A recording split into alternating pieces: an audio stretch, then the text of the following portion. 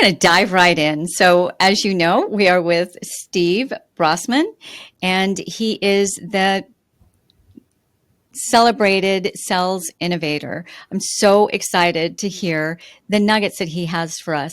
He also has quite a bit of experience in our space of health, well-being, and optimum performance, number one. And number two, he is a rock star when it comes to selling in a way that doesn't feel sleazy or uncomfortable, but that's more of a collaborative process. I'm super excited to hear his insights on that. He is also the creator of PodGuest Profits, which he's going to let us know a little bit about. Steve, welcome. Hey, I'm excited to be here. And there's some of the stuff that you've just reminded that we're going to be talking about today. There's so much there. I'm really happy that this is going to be a 5-hour podcast. Right? We can make it a 5-parter, right? Maybe a 10-parter. We'll see. So start us off. What moved you from your really pretty amazing career in health and well-being to focusing on sales? It's an interesting journey, and I opened up my own health club back in 1983, and I was taught the old school way of selling fitness memberships. Geez, they're not that pushy, are they? And even back then I didn't like it, but it was like what you had to do and what you had to do and what you had to do to eat. And I tried to work out a different way myself. And then as I went through the whole journey, I was looking at, and I was working with a lot of my people over the last 10 years. And I was teaching authority marketing because I had a 20-year background in television. I'd spoken on stages in front of 65,000 people in 15 countries. So I had the speaking, I had the videos, and my wife helped a lot of people with books. So I did authority marketing. And over 7 years, all of my people were saying, "This is great, Steve. This is the best sales training we've ever done." And I would go back and I would say, "Don't you dare call me a sales trainer if you want to live." And I didn't want to be one of them, because the way that I did it was so much different. It was so more collaborative. It was being yourself, true, authentic, delivering value, but quantifying it in a fairly unique way. And then it was like, you know what? Well, to coin a phrase, I had to come out of the closet. I had to come out swinging. And I said, well, look, I finally accepted that I was helping people with sales because it was different to everybody else. And it's only been the last probably 3.5 to 4 years that I've actually accepted that, yes, this framework of doing it is a valid and very powerful way of being able to help people, sell their knowledge, their skills, their expertise, just like most of your people, selling the invisible and the intangible in a way that they feel true and authentic. And that's been quite a breakthrough for a lot of people.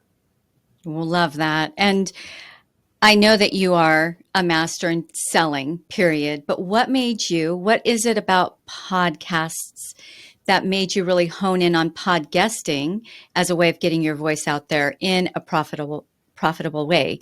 That's obviously a lot of times when you're on a podcast, you're not there to sell something, but you've created a framework and in a way that's just kind of a natural progression to somebody wanting to come and do the next step with you. What made you hone in on this area of sales over and above, all the different other areas that there are?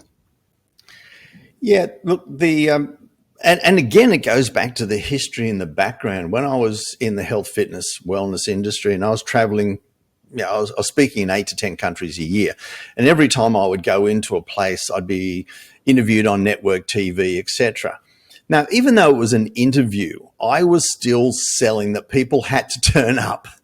I was still selling, hey, come along to this event that I was speaking at. So even though I wasn't, hey, buy my product now, I was still selling. And I was going back, looking at a lot of the work. And in network TV, it's ruthless. Yes. If you ramble, you get chopped up. And you've probably heard it so many times with some of the people before they get to work with you is they edited it. And I didn't mean that. Well, if that happens, it's your fault because you didn't speak in the sound bites. And over that period, even though I wasn't selling on interviews. I was selling on interviews. And in January 21, I decided in the middle of COVID to move my Australian business to America via the Zoom chair. And the way that I did it was I started off one networking event, knew one person, and then it was just networking and being a guest on podcasts. Fast forward to not that long ago, it was only several months ago, somebody came to me and I was working with them on their sales, positioning, packaging as a client.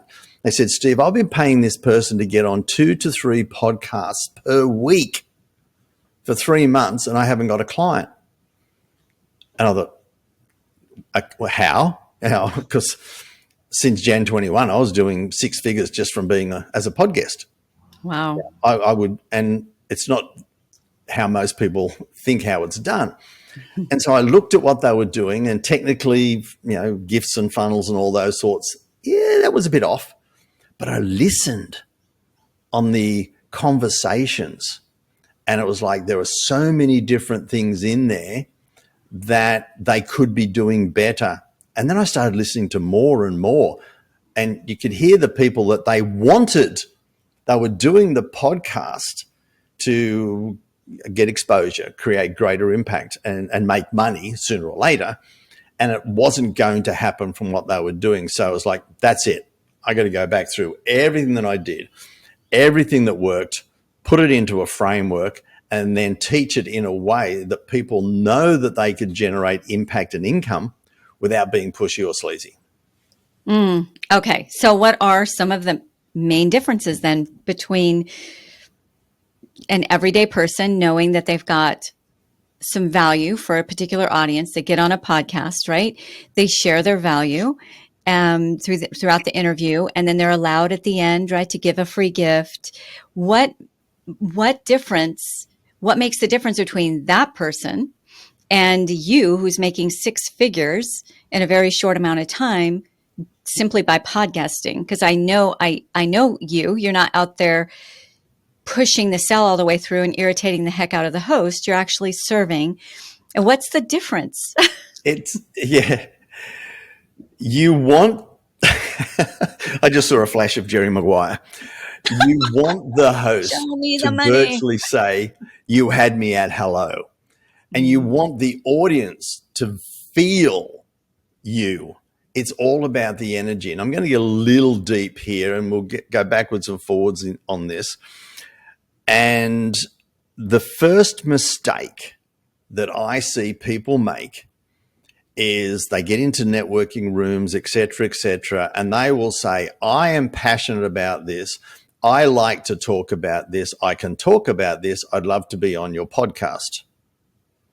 Now, anybody that goes to a podcast host and says, I'm passionate about this, I like to talk about this, if I was the host, I would say that person is all about them.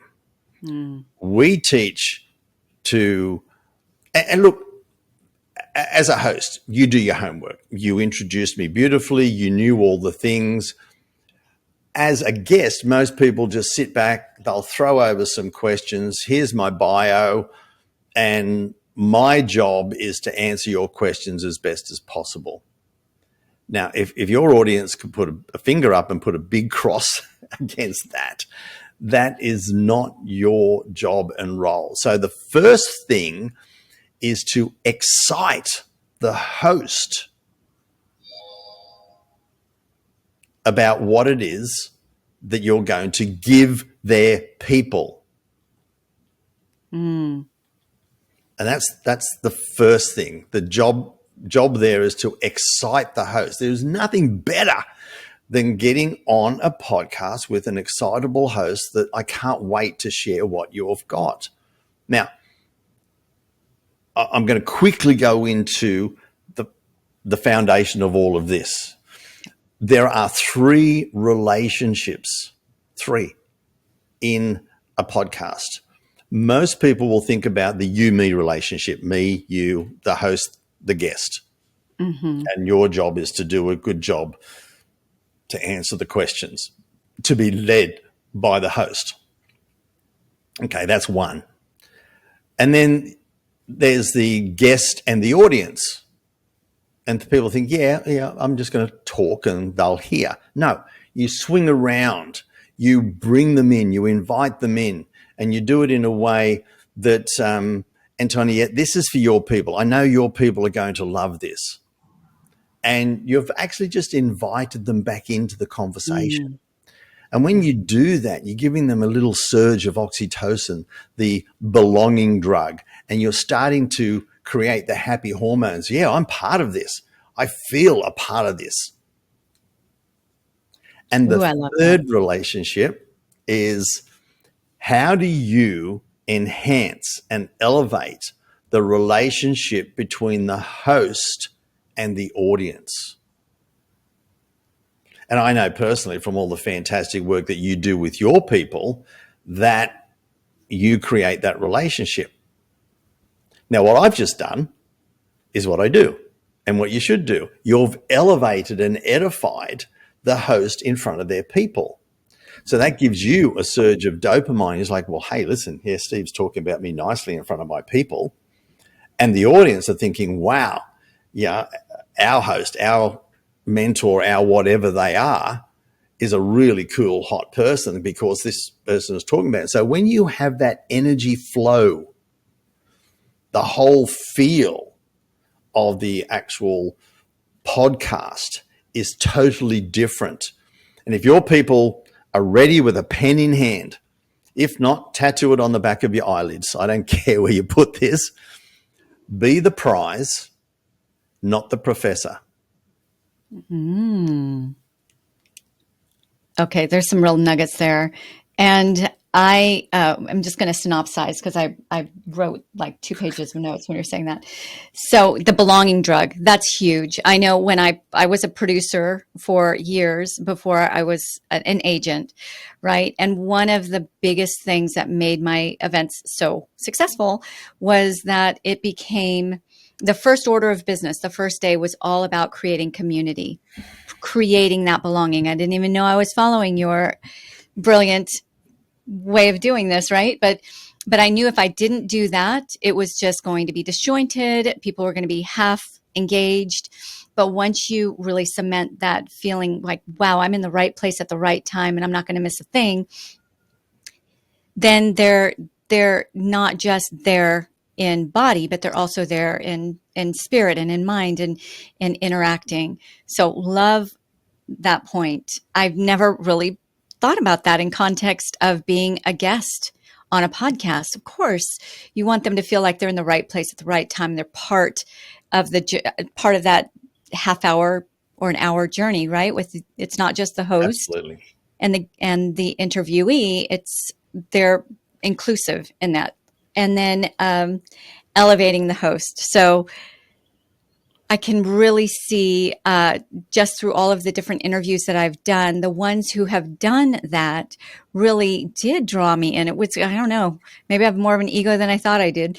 But, I'm like, oh, they see me. They really do get what I do, right? And now I'm just even more engaged as a host in hearing what you're saying and kind of supporting what you're all about.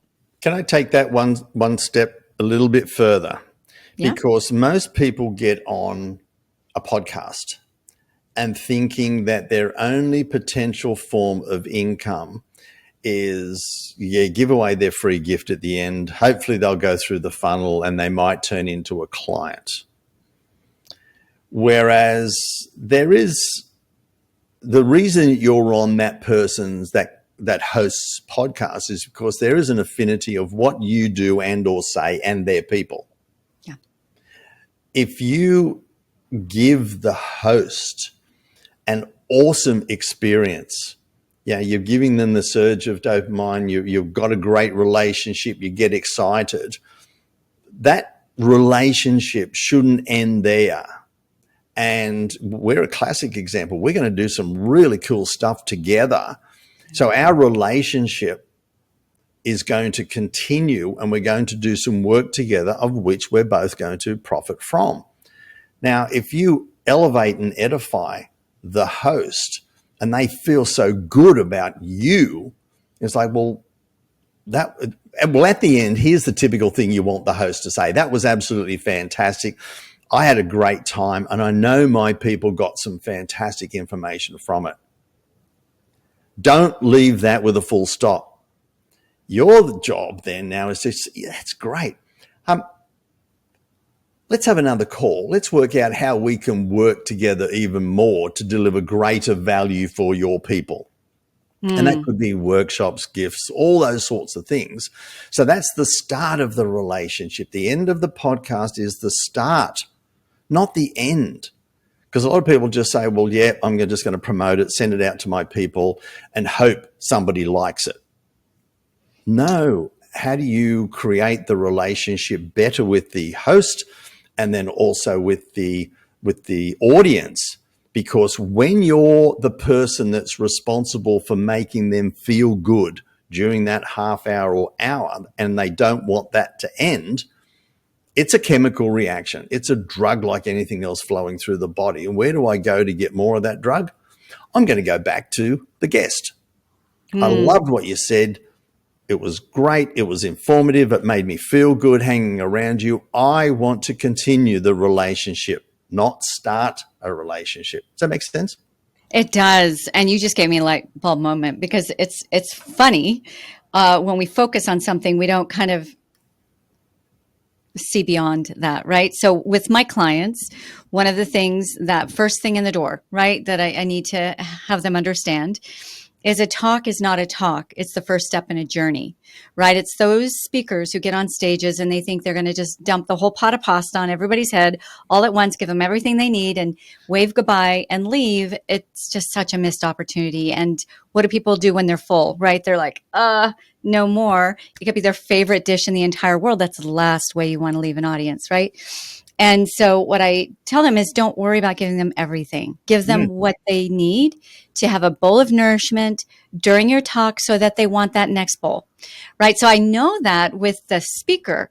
I never thought about that with the host. So I really, really love that really, of course, anytime, we get our speakers booked on a certain stage, we look at, okay, now let's do a series, let's do these other things. But I looked at it more, I guess, transactional than really this relationship that you're building that's getting richer and richer just by not what the host is doing for you, right? Letting you on their stage and kind of showcasing you, but that also what you're giving to them and giving to their audience, so that it's you're investing as much or even more in the relationship than they are. So really brilliant. Love it. Yeah. And it came to me because I said, be the prize, not the professor. And a lot of people will get up exactly as you just said, dump all of this fantastic information. And it would be almost like two people, the host and the guest, having a cup of coffee in the corner of a room with their back to the audience, having a really geeky chat, and they're not invited in. And when you just deliver information and you're not talking to the people out there, and I'm sure the people listening to this have heard podcasts just like this, where there's some great information. You sit back at the end of it, you clap, and you walk away. If you're building the energy right, and yes, you're dropping nuggets and you're inviting them in, then they're going to say, well, this is great. How do I participate more? And the thing that you mentioned earlier that most people do, and this is, I see so many people taught this way, and it really pains me. Share your story, share some good information, and give them a free gift. Now, most people will know, and when the person is waiting and waiting and waiting, I hope they ask me about the gift. I hope they ask me how they contact me. I hope they do this. No, you can actually lead the host. And if we've done some communication, you say, well, this is some fantastic information. And I'll say, great. Hey, I've got something really special for your people that we're going to talk about at the end. It's going to give extra tips on A, B, C, and D, more than what we just spoke about then, but we'll talk about that a little bit later. Now, the free gift is perceived as a throwaway piece of stuff to get somebody's email address. However, what we did just then, and would probably do 2 or 3 times through the conversation, is just, yeah, that's going to be extra in the actual gift that I've got just for your people. So they're seeing value. You're selling the value. Yes, you're selling the value of something free at the end by getting them excited. Again, it's the energy of anticipation is like, I want more of this. Energy of anticipation. So how does all of this translate into actual dollars? Because you're still a guest. You and I have been together now for 22 minutes. You haven't sold a thing, right? So how have you made 6 figures just being a guest? Yeah, and the interesting thing is, well, I've been on quite a number of high-level podcasts, and a lot of them were to do with sales, and I do what I preach. In fact, a lot of people say that you should practice what you preach. I do the reverse. I actually preach what I practice. And so a number of times I've been on them and they've contacted me. They've downloaded my guide, never called a free gift. It's my back pocket guide too, whichever.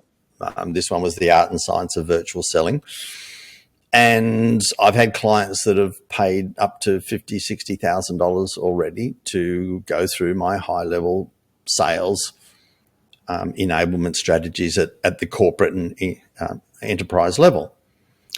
On the other side of the coin, around 25 to 30% of all hosts collaborate on a project.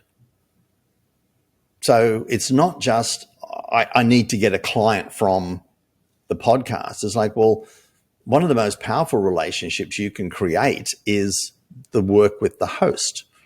And that's one of the things that we teach. We teach the 4 Ps. If your people want to write this down, whether they're going into a networking event, whether they're speaking on stage, here are the 4 Ps that you should always look at as opportunities. The first one, of course, is purchase. Who's going to like what I said, seek me out, and buy? That's cool. The next one is pass on. They could refer you. Hey, I heard somebody speak the other day. You really should contact them. I was on somebody's podcast. You really should follow them up. They're really great. So that's a referral. Yeah. Then there's promote. Hey, I like what you said. Let me promote you. In fact, that first networking event, I had one guy in a room that was so excited about what I did. He actually personally organized me to be on 15 podcasts. Wow. So they love what you do. And there was an affiliate arrangement there as well. But most of the time he was just putting me on because he was excited about sharing the message. So if you get other people excited, that in turn will come back to you. And the last one to me is where the most profits are, is partner. So we've got purchase, pass on, promote, and partner. How can you get the host that excited that you do something together in a more formal way that would enhance their relationship and also deliver greater value? And there's a couple of little sequences that we have and we teach in all of that just turn that into actual dollars, far greater than waiting for one person to buy from you.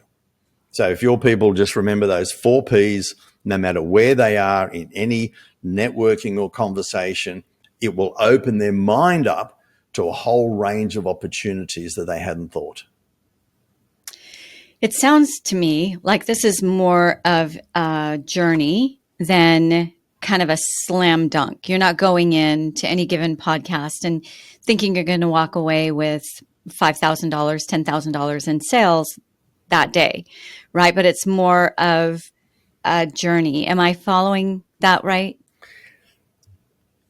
Let me take you back to the day I opened the doors back in 1983. The message I gave to all of my staff, and back then I think we were selling yearly memberships for around $300. And I said, you treat everybody that walks through that door as if they're a $900 member. And they looked at me and thought, what?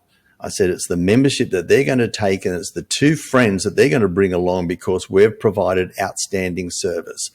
Now, I go into every podcast as a guest, treating that whole thing as a $10,000 or $20,000 podcast. I've done my homework. I've treated the opportunity with respect. Do I get $20,000 from every podcast? Hell no. But I've treated the host and the opportunity with such respect. I've done my homework that it may or may not come off. It may not be the right opportunity. So even though I might get one inquiry, I might get a massive, I've got a 7-figure deal just coming from a collaboration from one podcast. But if you treat every opportunity as if it's a high valued opportunity, then you will deliver the best service possible. Your energy will be at a different level than, I'm just getting on a podcast today. I'm not doing that well. And maybe somebody, download my free gift and find your way through the funnel. And if you actually get there, I'll talk to you. There's a different energy. And that's the energy that you should go into it. And that, as we spoke about earlier, that's the new book that's either out or just about to come out, Flow Selling. And I was just about to ask you about that. Can we dive deeper into all of these areas through your new book? The new book is very much into the energy of it all. And again, if you're giving, and flow actually stands for frequently leveraged outcome wins. Now, I wrote another book quite a few years ago, Exceed, how to exceed your own personal and professional expectations. It's high performance and how I achieve certain things in athletics and business. But the win, the science behind that, Professor Ian H. Robertson in his studies is when going through evolution or whatever, we as animals, humans, fish had a win. Generally, it was we had something to eat. We had a kill. We would have a surge of dopamine and testosterone. Now, the dopamine would be the sense of achievement, the feel good, the focus, the motivation, and the testosterone would be the confidence to go for a bigger win. And when you choreograph wins into your podcast, giving the audience, hey, write this down, have this as a win, get them to feel some of the things that they're going to get by implementing what you just spoke about. That confidence, that surge of dopamine, I'm feeling good, I'm focused, I'm motivated, I've got confidence. They've also got more confidence to work with you. So when you can understand the energy flow and the energy that you deliver, and everybody to a T will tell you that sales is based on emotion. Mm-hmm. Now, emotion comes from emotere, which is energy in motion. Ooh. So when you bring the energy, think of bringing the energy first, the emotion will follow. We've got a saying in our training, your results are dependent on the energy delivered, the emotion created, not the education taught. Mm.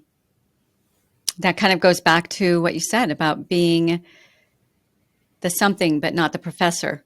Yep, be the prize. Be the prize, not the professor. So basically you are focusing, if I'm following you right, you're focusing on the collaborative spirit behind what's happening, right? Not, you said something to me pre-interview that I just adored and definitely wrote down, but something along the lines of you're not selling, you're collaborating on a solution. Did I say that right? Yeah. Look, I think when I started right back, I found this definition of sales. It's not mine, so I can't take credit. Sales, and this is going to go for your people, because your people, if they follow what you teach, you actually teach this. Sales is professionally servicing other people's needs for a mutually beneficial gain. Now, unless you're doing the caveman marketing, which is a big club, walk outside the cave, hit somebody on the head and drag them in, anybody that is having a conversation with you has put their hand up, clicked a button, walked in the door, whatever it is these days. They've put their hand up saying, I have a need. You're not going out hitting them over the head. Even in direct marketing, cold outreach, if they've answered and they said, yes, I will take the call, they've perceived that there is some sort of a need there to listen. It is your right, duty, obligation to professionally service that need. And ideally, there will be a mutually beneficial gain. You will deliver great service and will be well rewarded.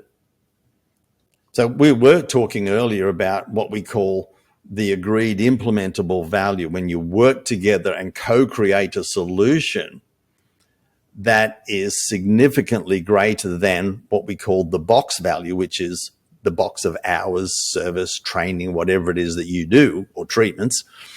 So when the outcome is significantly and is perceived significantly greater than the box value, you're coming from a place of giving. You should always think, I'm coming from a place of giving. Where people fall down is they don't spend the time collaborating and agreeing on the value of working together, and then they just try and make the box bigger. Yeah, but you get these extra hours and you get this extra treatment, you get this extra. That's the pushing up of the value of the box that you're selling, which is where people get icky tacky. But when you're coming from, wow, and we do all of this, and by the way, you're only going to pay this, you should feel good. That's when you're coming from that wonderful place, and you should, know that you are going to deliver fantastic results. That is so brilliant. So often we think we're buying a shoe, right? We're really not buying a shoe, a set of shoes. We're buying the brand behind the shoe, right? The culture, the feeling, what putting those shoes on. I'm going to be rude and butt in and highlight the word that you just said. We are buying the feeling. Mm-hmm. We're buying how that shoe makes us feel, and how it makes us feel, how it makes us look, how all of those sorts of things. We don't buy a car quite often for the mere practicalities.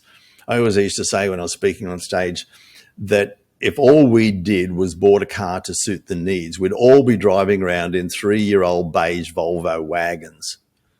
They're safe. They get us from A to B, and they carry a bucket load of crap. That's all we need. So why do we buy these fancy cars? Why do we buy the hybrid cars? Because it makes us feel good about being sustainable. Why do they buy the Ferraris? They're not practical. It's the feel. And that's the key point that you actually just said. You just gave me another light bulb moment. Because again, with my clients, I tell them people will not remember what you said. They're not going to remember what you said on stage, right? But they're going to remember how you made them feel. That's what's going to bind them to you and want that next level, that next step with you, right? You can ask them minutes after you get off the stage. So what did I say up there on stage? And they would have a very difficult time telling you what they said, but they will start telling you how you made them feel. Like, wow, you inspired me. You made me feel like I can actually do this. I can actually make this difference in my life, right? But probably couldn't recite back one set of words. So to me, this fits so perfectly in the sales arena, which I hadn't made this connection, that I can sell the greatest house on the block, right? The greatest thing with all the amenities and everything. But if it doesn't have the right feel, have you ever just walked into a place and it just didn't feel cozy and right? It doesn't matter what a great deal it is. I mean, unless you're going to flip it, you're not going to buy that house. You're going to buy the little cottage on the corner that just makes you feel warm and comfortable and like you want to host dinners there, right? I guess the same thing goes for when you're presenting. You're not selling the services. You're selling what they're going to get from Yeah, their I services. hope your people have a very, very fast pen to write this next bit down, because when they get this, it came when I was originally teaching video marketing way back in 2008. We ran some of the earliest video marketing courses, and it applies to talks, podcasts, marketing. The purpose of your talk, the purpose of your podcast, when you're up on stage for the people that you help doing what you do, is to take the audience or viewer or listener on an emotional journey. That's how you make them feel. On an emotional journey where in the end, in their mind, they make a logical decision to do business with you, take the next step, buy, or whatever it is. So you're taking them on the emotional journey where in the end, you've given them enough good information and logic, but you've taken that emotional journey. They think, I just have to contact that person. I just have to find out more. I just have to. And when you've done that right and you're thinking, what is it that I want them to feel right now? And the ratio, and I'm giving real behind the scenes training here for your people. Get your pen out again. The ratio that I've always been taught and tried to do is 70% inspiration, 30% information. So you give them good information. Yeah, it's not just all fluff. You give them great quality information, but you inspire them to use it and how their life, business will be different when they use it. So there's no sense giving them a whole heap of information, goes on a notepad, and they're not inspired to use it. So you want to inspire them to take the next step and say, damn it.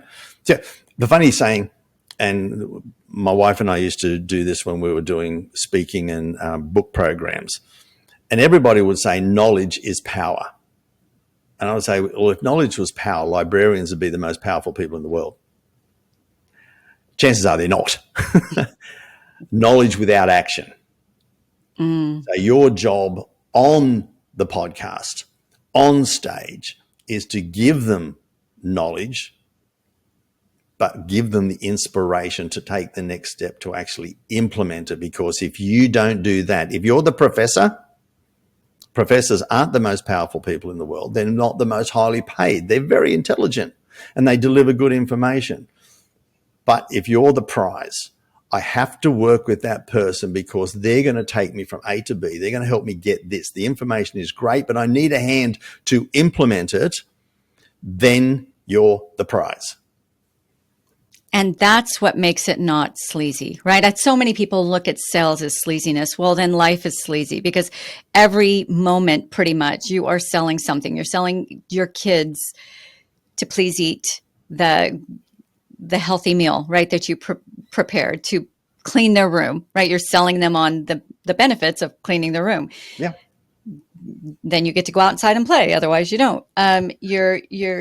You're basically selling your team on getting behind the vision and the mission, right? We're selling every moment. And that's really, I love the 70% inspiration, 30% information. That is not manipulation. It's human nature, right? I remember putting speakers on my stages, and I work with doctors and kind of heady type people who love to give information, right? And it was interesting to watch the audience's faces just kind of glaze over as they're furiously writing down all this information. And then they look like they need to go take a nap afterwards, right? We've got to work in the cadence of how people can ingest and receive. So on that note, I want you to leave our audience as soon as we get done with this part. I would definitely want them to know how to get your book and how to get in touch with you. But before we go, I do obviously have an audience of advanced communicators, advanced presenters. You have given them truly advanced strategies and insider secrets. Do you have one more in your back pocket that you can leave us with? And you know, we spoke beforehand, and I had to write it down so I wouldn't say it because ideally the thought process here is I've thrown everything at your people but the kitchen sink, but now it's time to give the kitchen sink. And this is, and this came from way back in my first TV area. I was doing a kids' TV show. There was these big studio cameras and black holes that I had to talk to. They're the kids at home. Have you ever thought of talking to a black hole, that the camera lens, trying to motivate 60, 30, 60, I think we had about 160,000 viewers watching. And I had to communicate to the